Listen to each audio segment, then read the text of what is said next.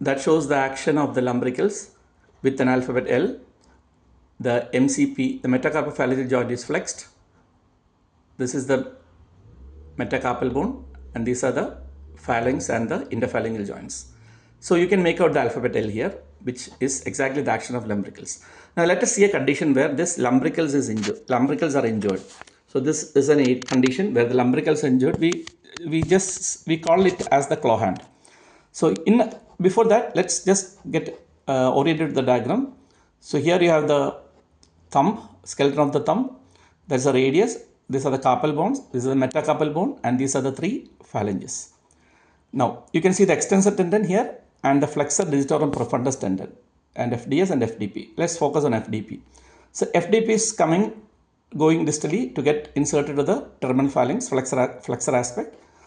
On the way, you can see the lumbricals are getting inserted, or the lumbricals are arising from the FDP and crossing the MCP, the metacarpophalangeal joint, in the flexor aspect, and going towards the extensor aspect and get inserted to the extensor hood or dorsal digital expansion or extensor expansion.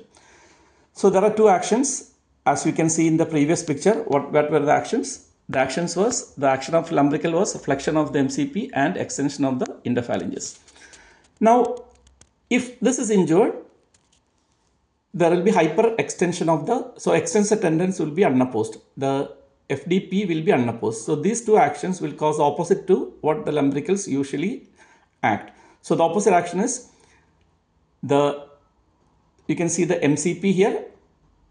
MCP goes for extension instead of flexion, and IPs go for flexion instead of extension. So this condition is called claw hand. Now there is a condition called ulnar paradox. Imagine the injury of the nerve, that is ulnar nerve, is distal. This will lead to the lack of action of the lumbricals and hyperflexion, because unopposed flexion because of the action of FDP.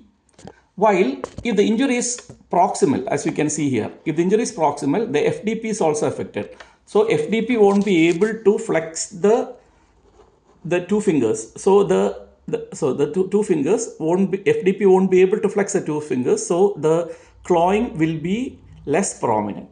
So the paradox is, the proximal injury will cause less clawing and distal injury causes more clawing, against the concept. Thank you.